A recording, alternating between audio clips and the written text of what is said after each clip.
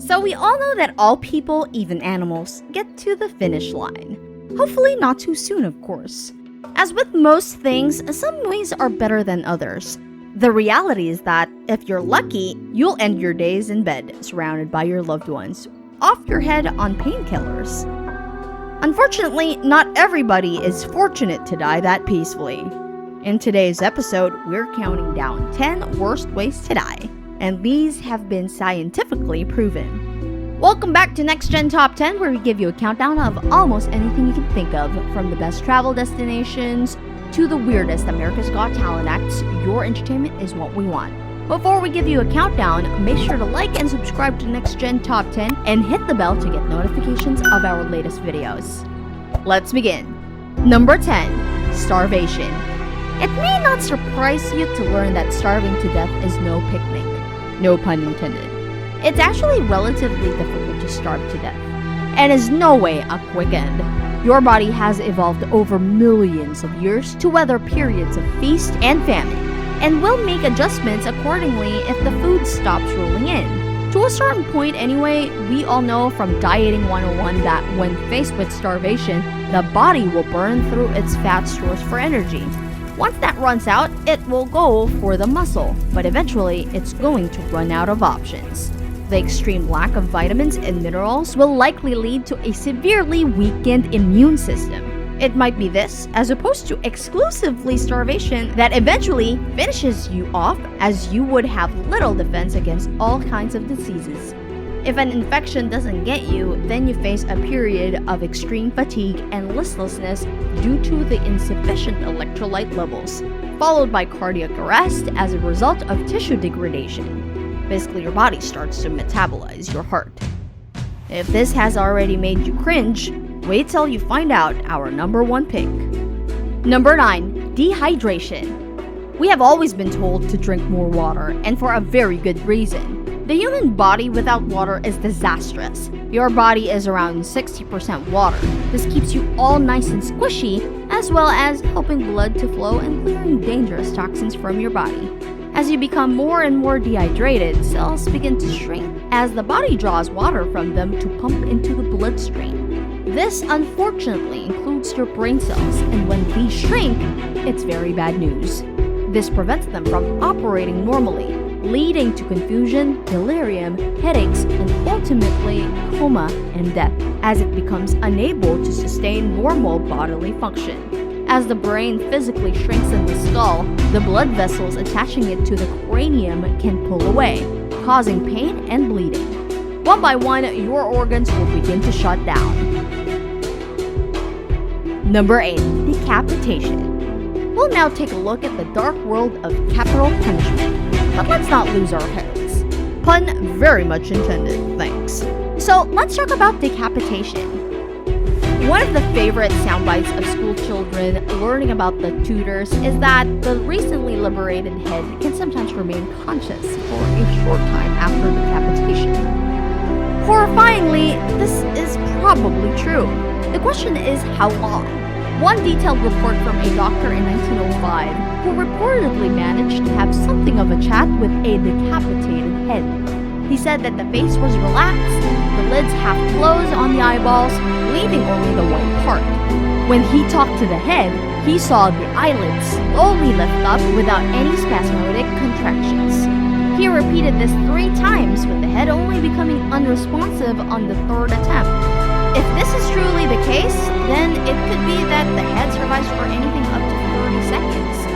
Some scientists reckon it's probably closer to 3 to 5 seconds due to the rapid decrease in blood pressure. 3 to 5 seconds without a body, however, is still 3 to 5 seconds too long. This is also if everything goes swimmingly too. Decapitations carried out with an axe all too often took multiple blows to sever the head. The execution of Mary Stuart took 3 blows, during which she left out a horrible groan of pain and, according to some, kept praying. The executioner eventually had to hack the rest off with a knife. Yikes, that is horrifying. Number 7. Lethal injection. It is now thought that the most common method of execution, the lethal injection, could actually be much more cruel and painful than it looks. There are 3 elements to a lethal injection: sodium thiopental to render you unconscious, pancuronium bromide to paralyze you, and potassium chloride to kill you. The thing is that even though it looks like a medical procedure, the whole thing is virtually unregulated. There are no studies, no trials, and no real standard dose that would ensure it works properly. It is thought that many convicts are given a dose of sodium thiopental that is far too low. Often, the highest dose administered is only 2 times the lethal dose for a small animal. This means that they might be paralyzed, but they'll still be semi-conscious as the other 2 ingredients slowly suffocate them and stop their heart, the process of which is extremely painful. Eyewitness reports have included instances in which inmates groan, writhe, and even attempt to sit up during the procedure. So that's grim, but you could always go for the electric chair, right? Wrong. Moving on to the next one, the electric chair. In the face of shortage of lethal injection drugs, the US are thinking of bringing back the old electric chair. This, however, is a terrible way to go. Even if all goes well, there is no getting around the fact that the inmate is essentially cooked to death. As the current zaps throughout the body, the heart stops, the blood boils, and nervous system jams, causing asphyxiation. Bodies will swell up and boiling hot blood will pour out of every orifice. Sometimes the eyeballs pop out and flames burst from under the skin. The body temperature is so hot that the flesh cooks and can fall away. Number 5. Crucifixion. As far as execution methods go, crucifixion is probably one of the most high profile, and it's definitely no barrel of laughs. Many of us tend to think of it as almost purely symbolic, but the reality is that it was an unbelievably brutal method of torture and execution. Everybody probably has a pretty strong mental image of a crucifixion, but the actual cause of death is less well known. Although sticking nails through a person's hands and feet and leaving them on a remote hilltop will probably not do them much good. It is thought that the actual cause of death for most crucified people was actually suffocation. Initially, when a person is nailed to a cross, they will instinctively try to support their weight on their injured hands and feet. But once the strength gives out in the legs, the arms are pulled from their sockets and chest hangs down. This makes it incredibly difficult to fully exhale, and the carbon dioxide levels in the body will go up and up as they can do little else but take tiny sips of air. This process can take many hours, even days. In fact, it was considered the kinder practice to break the victim's legs first so that their period of suffering is shortened. Number 4. Decompression. Everything in the thoracic and abdominal regions, including the spine, are forcibly ejected from the body and flung up to 30 feet. The chest, organs, and trachea were found scattered about the chamber. The sudden drop in pressure will have caused the body to boil, and the autopsy found high levels of fat in the blood that had essentially dropped out of its dissolved state as it boiled. The victims would have felt as though they have been kicked in the chest, unable to draw breath. Bubbles of gases dissolved in the blood will begin to form and travel around the circulatory system, causing extreme pain and obstructing blood flow. They would probably have experienced terrible muscle cramps. Number 3. Burning.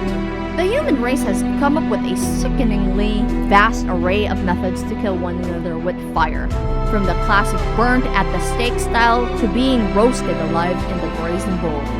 There are then, of course, the people who die in fire by accident. Whilst each has its subtle differences, you can be sure it has hellfire itself that none is exactly pleasant. If you're lucky, then the toxic fumes from the fire will get you first.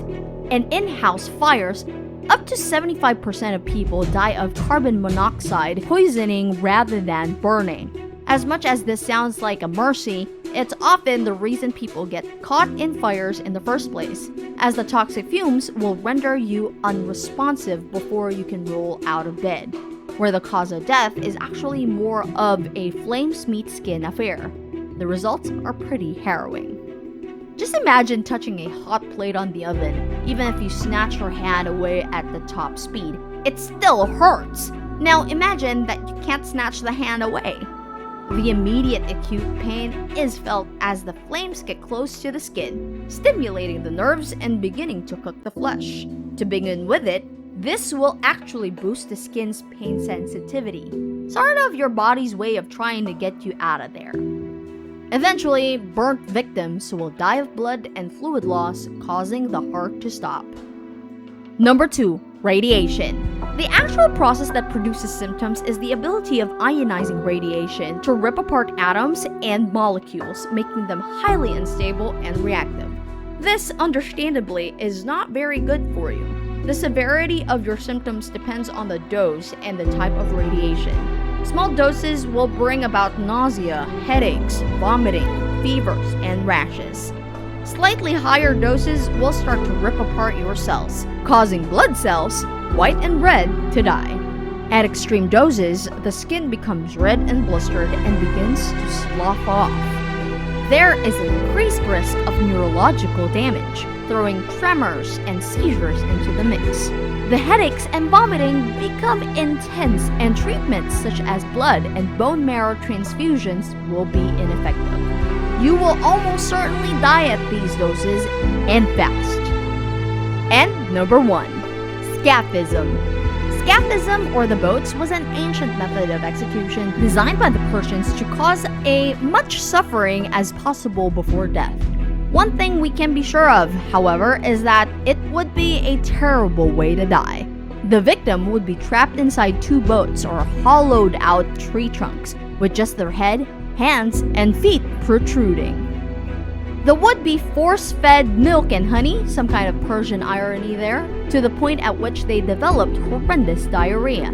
At this point, more milk and honey would be poured all over them, particularly the eyes, mouth, and genitals, in order to attract insects.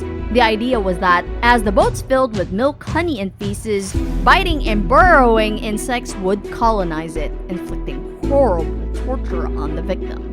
There is debate as to whether the insects would actually burrow into the skin or simply drive the victim mad as they swarmed. But this, combined with whatever injuries were inflicted, because you can be sure they would cause the body to become horrendously gangrenous. The torture was dragged out for as long as possible, but death would eventually come as a result of dehydration, starvation, exhaustion, and septic shock. And there you have it. Were you blown away by these theories? Do you think we missed something? Let us know in the comments, because we might just create a part 2 video. Please make sure to like and subscribe to Next Gen Top 10 and hit the notification bell to get more Top 10 videos. Thank you so much for watching, and until our next Top 10 video.